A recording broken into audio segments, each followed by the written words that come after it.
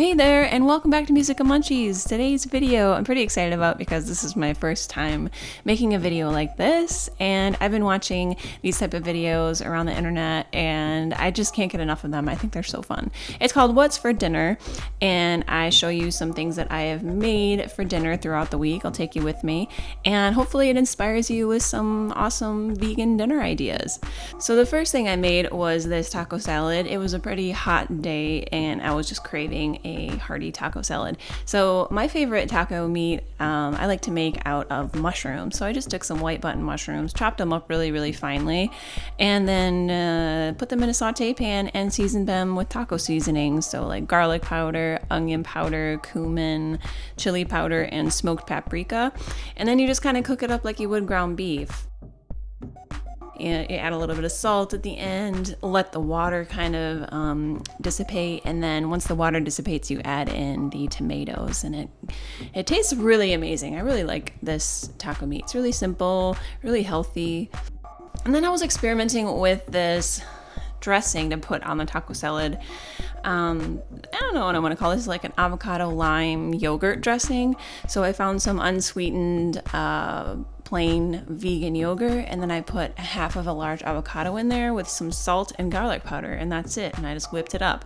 It's pretty simple, and yeah, it turned out pretty good.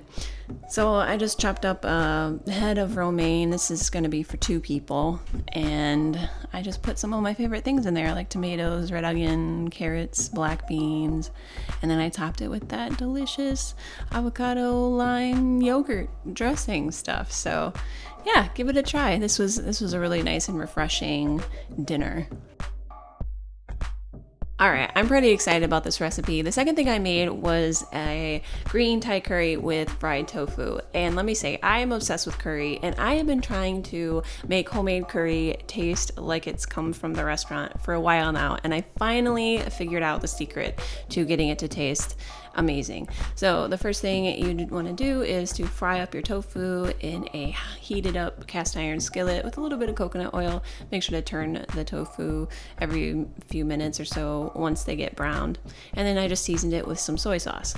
All right, now it's very important to let your curry paste bloom. So you want to fry some onions and the curry paste in a little bit of coconut oil to just let the flavors of the curry just come out a little more. Also make sure that the curry paste doesn't have any fish or anchovies in it. Then you want to add in the stems of some cilantro and a little bit of their leaves as well. And then you add in the brown sugar or coconut sugar. All right, so I forgot to film a lot of this, but let me say, so the secret to getting a homemade curry to taste like it's come from the restaurant is to get some kaffir lime leaves and some lemongrass, because it adds that floral flavor to it. Now, if you don't have any Asian grocery stores nearby, you can just order the kaffir lime leaves off Amazon or wherever. I'll leave a link to that below. And yeah, so I just added in some frozen bell peppers, and I had some broccoli I needed to use up, and then some full fat coconut milk.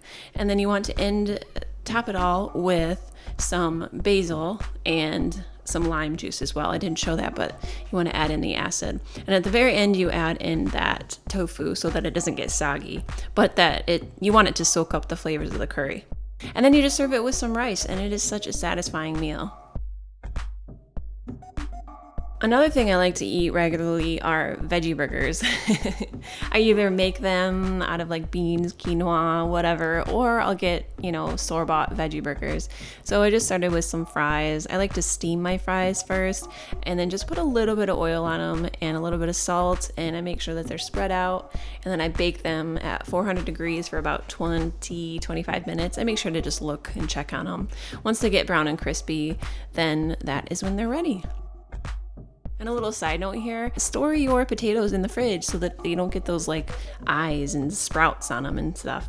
All right, so I wanted some more veggies in my meal, so I just steamed up some broccoli and cauliflower and put some Daiya cheese on top. Just, I don't know, to make it taste a little bit better. Now that is the brand of veggie burger that I happened to buy that week, and it's pretty good. It's pretty satisfying. And we didn't have any buns on hand, and I like to eat my burgers with romaine lettuce leaves anyway. Not because I'm afraid of carbs or anything, but because I like the crunch of burgers on romaine lettuce, and I like to eat greens as much as possible.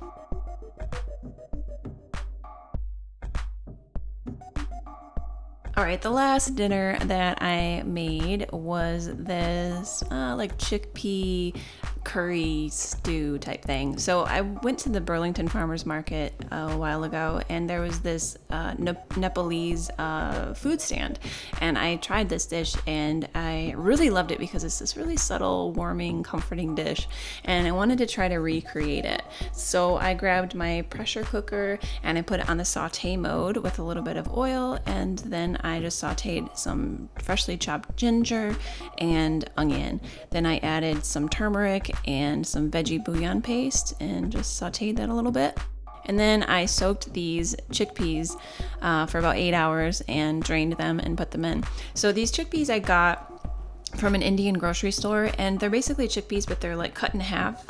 So I think they're chickpeas, or they're like large red lentils. I'm not sure what they're called. I forget what they're called. So I just covered them with some water and added some canned tomatoes. And I cooked that on high or whatever for about 30 minutes. And then I quick released it and added in the garlic and cilantro at the end, because I like my curries to have a lot of garlic flavor. So I put the garlic in at the end. And then I added a little bit of coconut milk to make it nice and creamy. And then for the acid, I added some lemon juice. And I just served that over rice, and this was such a comforting, delicious meal. So give it a try. It's really easy to make, especially if you have like an Instant Pot. But even if you don't, then you can just do this on the stove. All right, everyone. So I hope that this video was helpful for you, that you got some inspiration for some yummy things to cook this week for dinner. And let me know in the comments below how you liked it. And I will see you all in the next video. All right, bye.